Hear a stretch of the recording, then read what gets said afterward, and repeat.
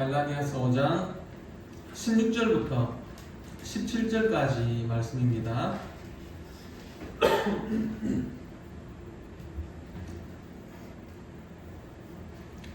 같이 보겠습니다.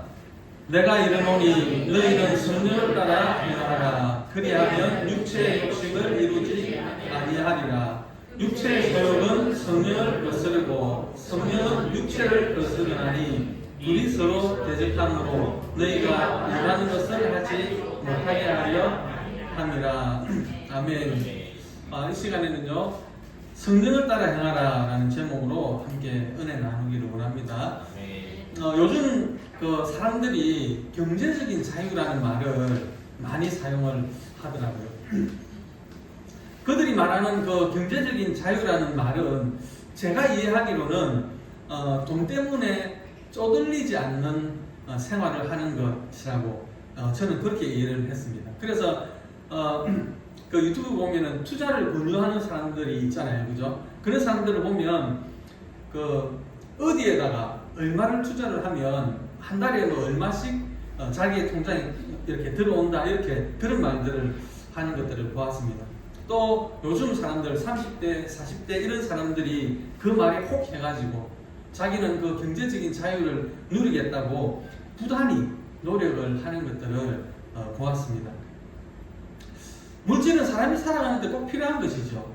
없어서는 안 되는 것입니다. 그러나 그것이 인간을 자유롭게 할 수는 없는 것입니다. 경제적인 자유, 그 말 자체가 그냥 비즈니스를 위해서 만들어진 말일 뿐입니다. 참 자유란 하나님의 은혜로 죄와 율법에서 벗어난 삶이 참 자유입니다.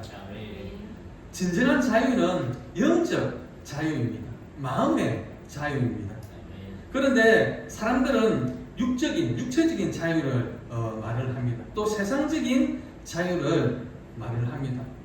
우리가 가끔 그 TV 그 드라마를 보면 그런 그 장면들이 나오지 않습니까?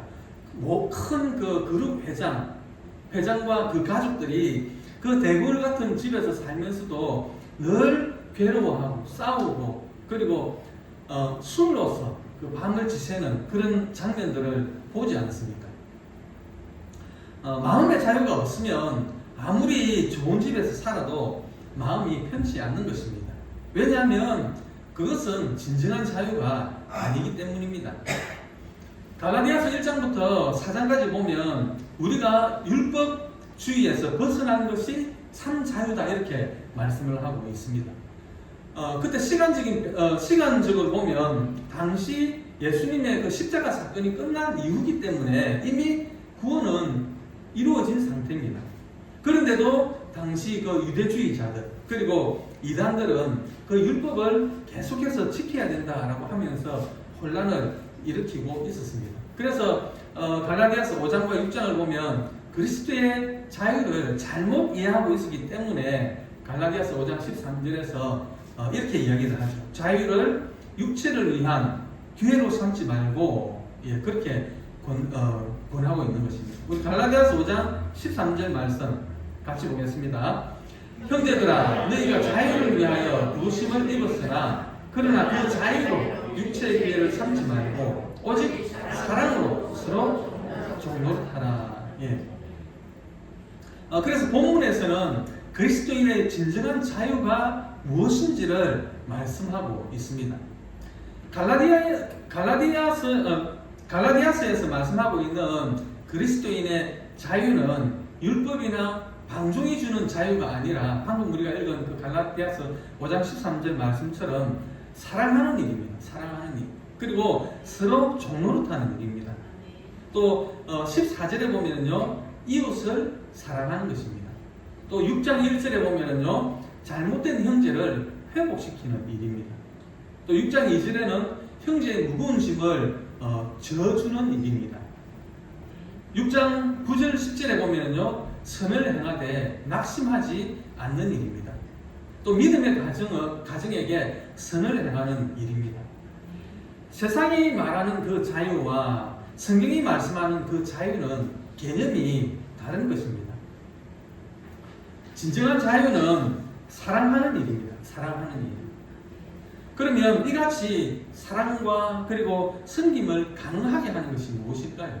그것이 바로 성령이라는 것입니다. 그래서 바울은 오늘 본문 말씀에서 그 성령을 말씀을 하고 있는 것입니다. 오늘 본문 말씀 다시 한번 읽어볼까요? 갈라디아서 5장 16절 17절 말씀입니다.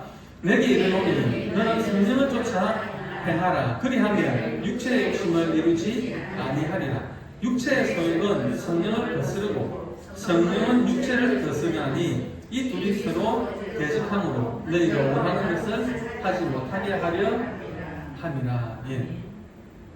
이 세상은 언제나 인간 중심주의로 살아가라고 말을 하고 있습니다.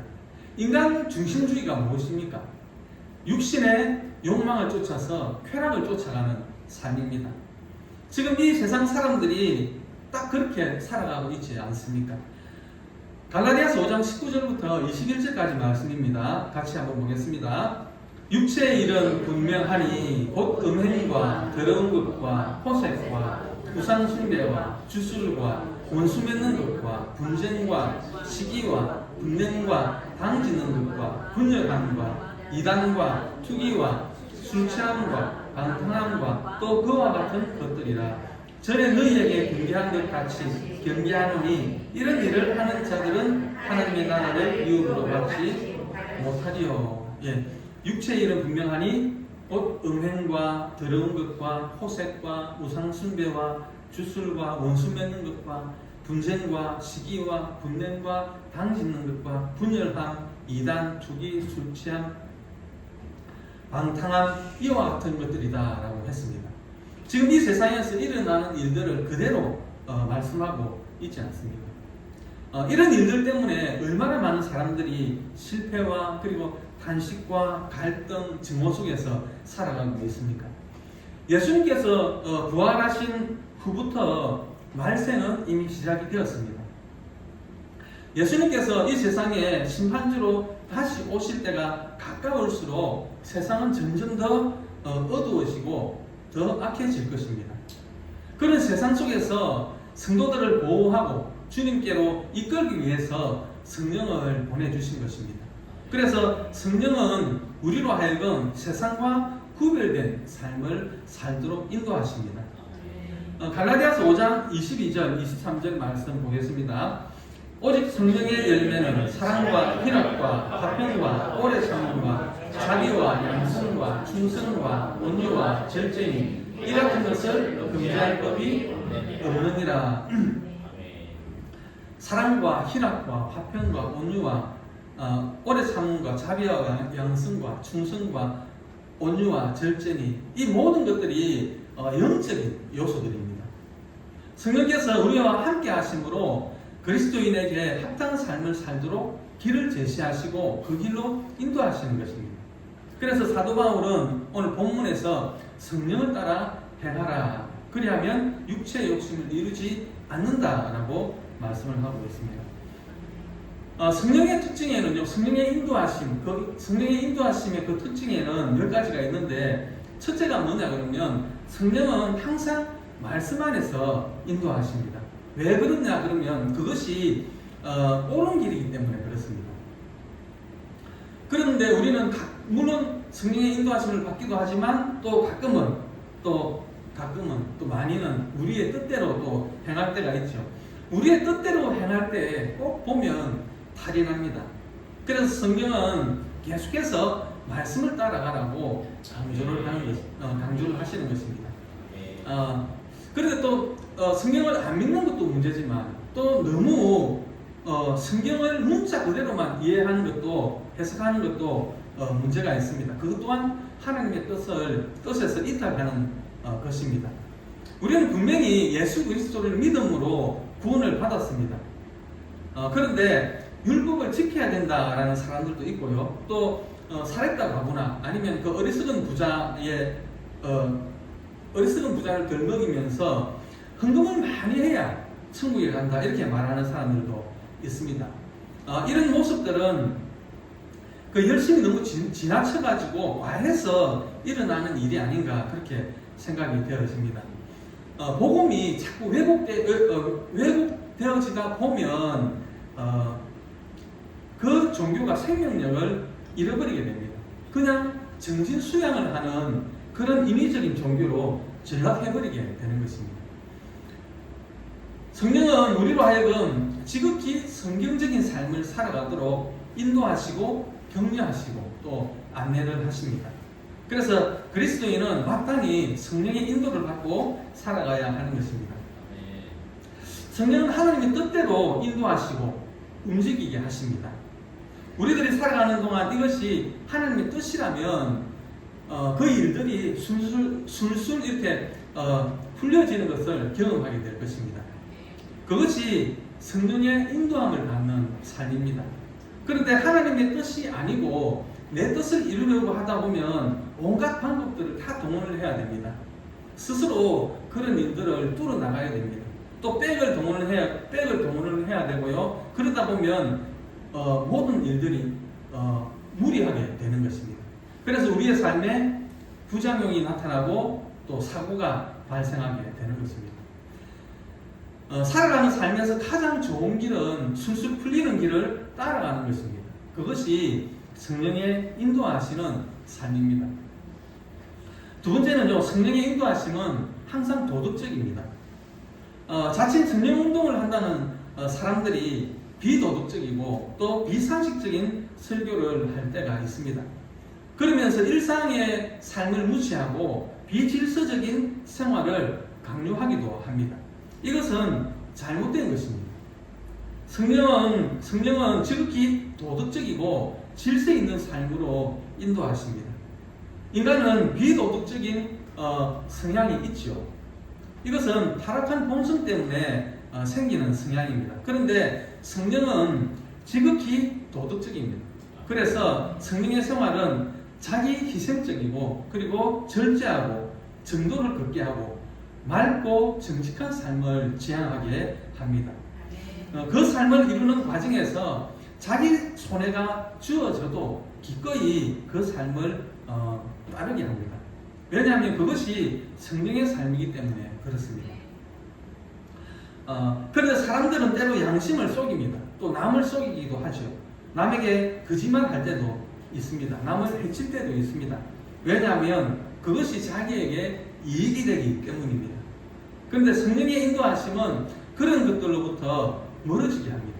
왜냐하면 그것은 지극히 도덕적이신 그 성령의 생각과 거리가 멀기 때문입니다. 그래서 성령은 우리를 도덕적으로 인도하십니다. 자기 희생을 하게 하고요, 절제하게 하고 헌신하게 합니다. 바른 길을 가게 하고 무절제한 삶을 바로잡아 줍니다. 그래서 성령은 우리로 하여금 하나님의 형상이 잘 반영되도록 우리를 도덕적으로 인도하십니다. 세 번째는요, 성령은 인격적으로 인도하십니다. 성령은 우리를 인격적으로 신앙적으로 인도하십니다. 성숙한 인격이라는 말은 하나님의 섭리와 뜻을 존중하는 삶을 말하는 것입니다. 선진국은 성숙하고 인격적인 질서를 이루는 나라를 말을 합니다. 사람에게 대해서 차별이 없고 그리고 억압이 없고 질서가 있는 그 나라를 선진국이다, 이렇게 우리가 이야기를 합니다. 보통 그 선진국의 조건으로 두 가지를 기본적으로 이야기를 하는데, 첫째는 뭐냐 그러면 장애인들에게 얼마나 편의를 제공하느냐입니다. 후진국일수록 장애인들에 대한 편견이 많습니다. 그리고 배려가 아주 적습니다. 그래서 후진국이라고 하는 것입니다. 또 하나는 여성들에게 어떻게 대하느냐, 그것이 또 문제인데요. 여성에게 차별이 없고 존중되는 사회가 선진국입니다. 우리나라가 과거에 그 여성 운전자들에게 어떻게 되었는지 아시죠? 우리 성도님들은 아실 텐데요.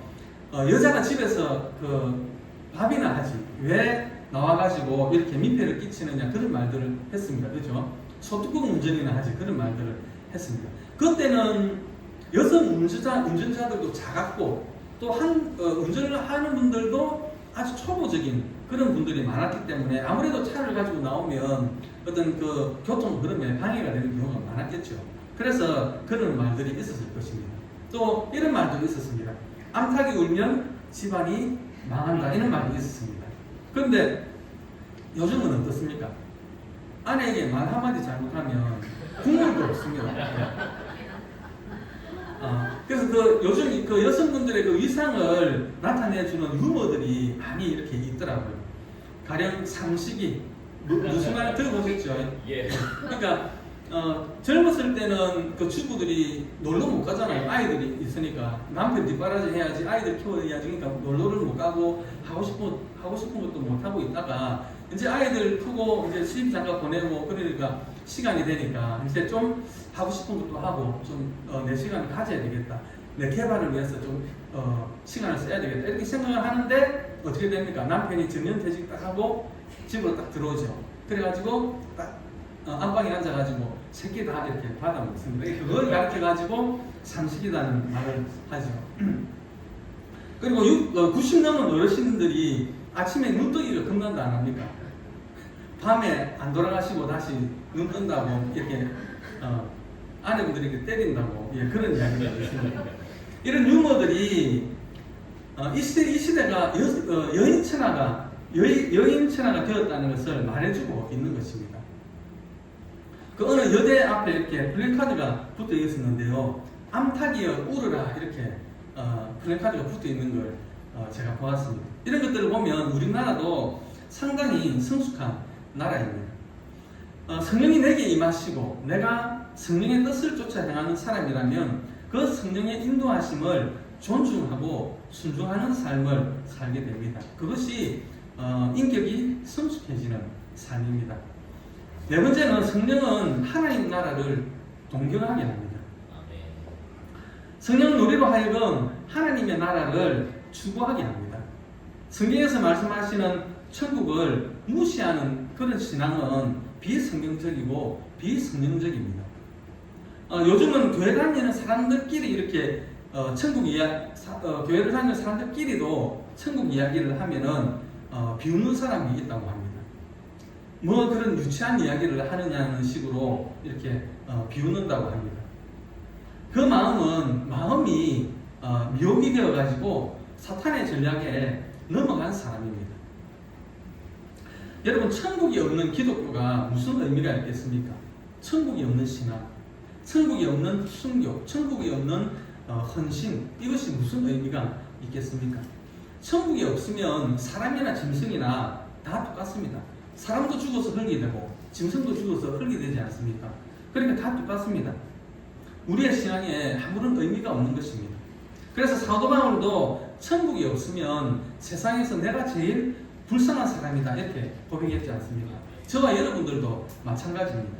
천국이 없다면 뭐 하려고 이 좋은 시간에 저 좋은 데 놀러가지 왜 교회 나와가지고 예배를 드리겠습니까? 또 힘들게 벌은 그 돈을 가지고 왜 맛있는 걸 사 먹지 왜 헌금을 하겠습니까? 그런데 우리가 그토록 애쓰고 힘쓰고 헌금하는 것은 성경 말씀처럼 천국에 심기 위한 것입니다. 내가 하나님의 은혜로 복을 받았기 때문에 감사하고 헌금하고 헌신하며 또 때로는 고난도 감수하는 것입니다. 오늘을 살아가는 현대인들이 천국과 부활과 심판에 대한 생각이 흐려지는 것은 그건 사탄의 꼬임에 넘어갔기 때문입니다. 사탄은 원래 꿰는 자입니다. 속이는 자입니다. 요한계시록 12장 9절에 보면 온 천하를 꿰는 자다, 이렇게 기록을 하고 있습니다. 그래서 천국과 부활과 심판을 믿지 못하게 합니다. 그런데 성경은 우리로 하여금 이 부분을 더욱 확신 있게 만들어줍니다. 그리고 성령은 우리에게 천국을 더 사모하고 또 확실하게 믿게 하고 간절하게 사모하게 만들어줍니다. 그래서 오늘 본문은 이렇게 말씀을 합니다. 내가 이르노니 너희는 성령을 따라 행하라. 그리하면 육체의 욕심을 이루지 아니하리라. 육체의 소욕은 성령을 거스르고 성령은 육체를 거스르나니 둘이 서로 대적함으로 너희가 원하는 것을 하지 못하게 하려 함이라. 성령은 우리를 인격적으로, 도덕적으로, 또 성경적으로 인도하시고 특히 천국을 소망하게 하십니다. 그것은 우리로 하여금 하나님의 뜻을 세상에 효과적으로 펼치고 살아가도록 만들기 위함이었습니다. 그래서 주님은 성경에서 성령을 따라 행하라 라고 강조를 하시는 것입니다. 우리 주사랑교회 성도님들은 성령의 생각을 따름으로 영적인 성장을 이루고 하나님의 마음에 합한 자로 천국 백성이 다 되시기를 주님의 이름으로 축원드립니다. 아멘.